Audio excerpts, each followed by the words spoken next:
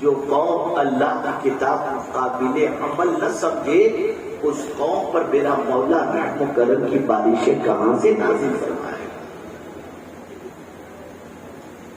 مجھے خوشی ہے کہ ہم جس ادارے میں اس وقت بیٹھے ہوئے ہیں یہاں سے علماء بھی نکل رہے ہیں، قراء بھی نکل رہے ہیں، حفاظ بھی نکل رہے ہیں، جو اچھی طریقے سے قرآن کی تعلیم کو عام کرنے کی کوشش کر رہے ہیں.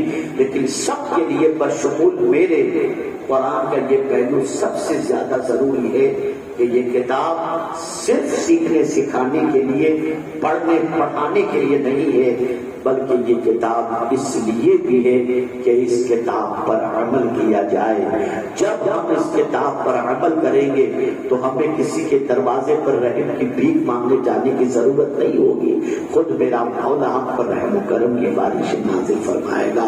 تو اے رسول اعظم صلی اللہ تعالی علیہ وسلم کے دیوانوں، ہماری ذمہ داری بن جاتی ہے کہ اب اللہ کی کتاب سے اپنے تعلق کو مضبوط کریں، اللہ کی کتاب سے اپنے رشتے کو مضبوط کریں، اللہ کی کتاب سے اپنے آپ کو وابستہ کریں، اللہ کی کتاب کو چھوئیں بھی، اللہ کی کتاب کو دیکھیں بھی.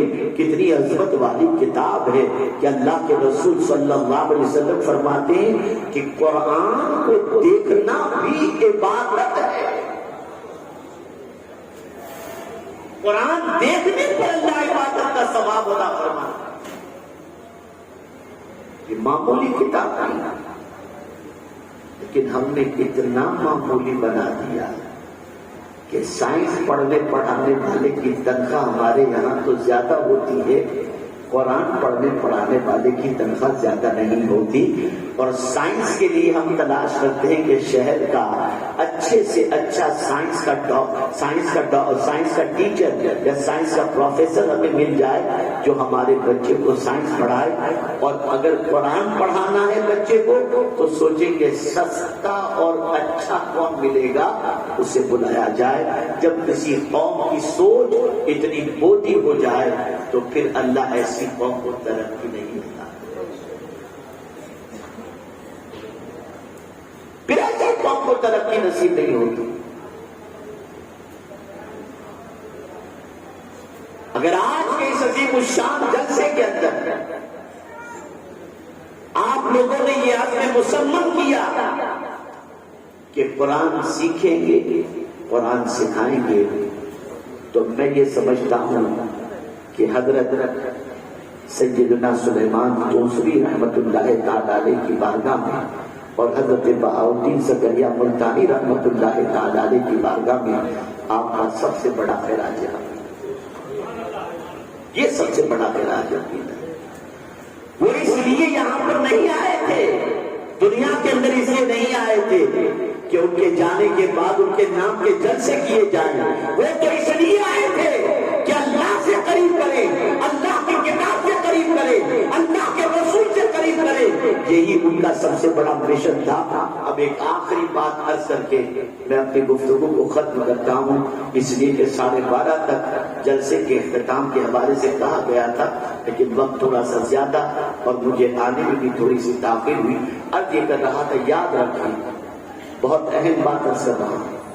آپ بھی مدینے جاتے ہیں، اللہ ہمیں بھی سعادت عطا فرماتا ہے.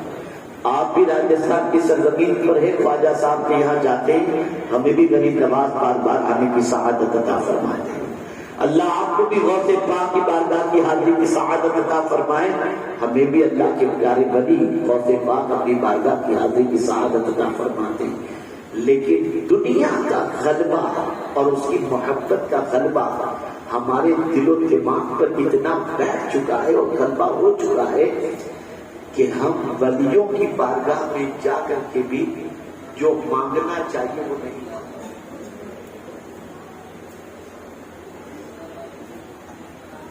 میرے استاد گرامی سے میں نے ایک دن عرض کیا، میں اجمیر شریف آ رہا تھا، میں نے کہا اردو میں کل انشاءاللہ سلطان الہند کی بارگاہ میں حاضری کے لیے جا رہا ہوں.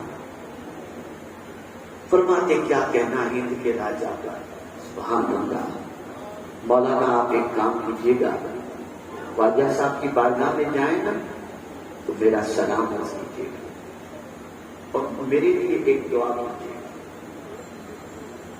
بس اس دعا کو آپ بھی یاد رکھیں، میں بھی یاد رکھوں، اور جس عظیم بزرگ سے یہ ادارہ منسوب ہے اور جن کے عرس کی تقریب آج ہم اور آپ منا رہے ہیں، ان بزرگ کی خواہش کو بھی آپ اسی اعتبار سے دیکھنے کی کوشش کیجیے گا۔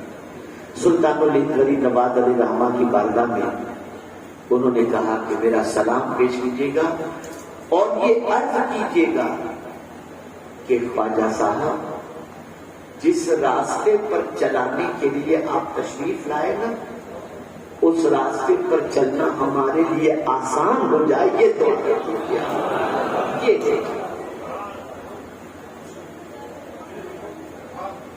یہ ہے دعا۔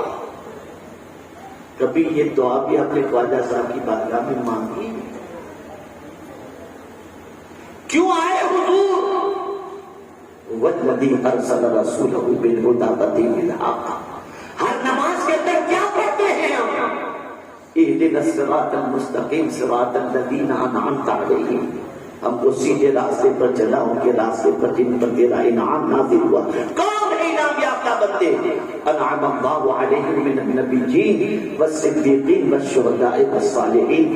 لیکن بڑے افسوس کے ساتھ یہ کہنا پڑتا ہے، نہ نبی کے راستے کا پتہ ہے، نہ صدیقین کے راستے کا پتہ ہے، نہ شہداء کے راستے کا پتہ ہے، نہ صالحین کے راستے کا پتہ ہے۔ کھچڑے کا پتہ ہے، بریانی کا پتہ ہے، اور یہ سب پتہ ہے، دنیا کے چمیلے کا پتہ ہے۔ ان کے راستے پر چلنا یا ان کا راستہ کیا تھا ہمیں معلوم ہی نہیں، اپنی زندگی میں ہم مست۔ تو بدلو اپنی سوچ ہو۔ آج کے دور میں یہ دینی ادارے اگر نہ ہوتے تو ان بزرگوں کے راستے پر چلنے کی تعلیم دینے والے بھی جنم نہ لیتے۔ یہ اداروں کا فیضان ہے کہ ان اداروں سے بچے جو نکلتے ہیں، جو نکلنے کے بعد قرآن کی تعلیم کو عام کرتے ہیں، احادیث رسول صلی اللہ علیہ وسلم کی تعلیم کو عام کرتے ہیں، صوفیاء کرام علیہ الرضوان کی تعلیمات کو عام کرتے ہیں، اور ایک بات اور ذہن کے اندر محفوظ کر لیں زندگی بھر کے لیے۔ حضرت فضیل بن عیاض رضی اللہ مولا تبارک و تعالی عنہ ارشاد فرماتے ہیں، اور کیا ہی پیاری بات فرماتے ہیں، ایسوں کی صحبت میں بیٹھنے سے بچنا جن کی صحبت میں بیٹھنے کے بعد تم آخرت سے غافل ہو۔ مت بیٹھو ایسے، آج ہم آخرت سے غافل ہو۔ دنیا اتنی رچ بس گئی ہے دل و دماغ کے اندر کہ مرنے کا خیال ہی نکل چکا ہے، جوانی کا خیال ہی نکل چکا ہے۔ تو میرے پیارے آقا صلی اللہ علیہ وسلم کے پیارے دیوانوں، قرآن کو اتباع کے لیے پڑھو کہ یہ کتاب قابل اتباع ہے۔ جب اتباع اس کی کرو گے تو انشاءاللہ العظیم اللہ رحم و کرم کی بارش نازل فرمائے گا۔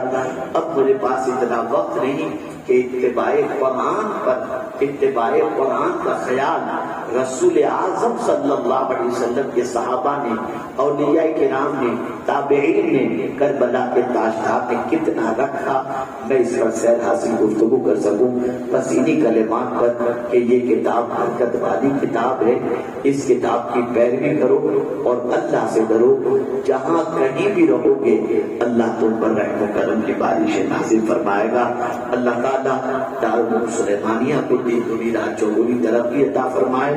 علماء مشائخ جو بھی حاضر ہیں اللہ تعالیٰ ان پر قرآن کے فیض، ان کے ذریعے قرآن کا فیضان عام فرمائے، اور پروردگار ہم سب کی دنیا اور آخرت دونوں قرآن کے ذریعے سنوار دے، اور قرآن مقدس کو ہمارے لیے شفیع بنائے۔ آپ جانتے ہیں مدرسے میں ایک بچہ جب حفظ قرآن مکمل کرتا ہے تو پہلی دعا جو پڑھتا ہے ختم قرآن کے بعد، کبھی اس کے معنی پر آپ نے توجہ دی؟ جانتے ہیں آپ، جہاں کوئی کام نہیں آئے گا وہاں یہ کتاب کام آئے گی۔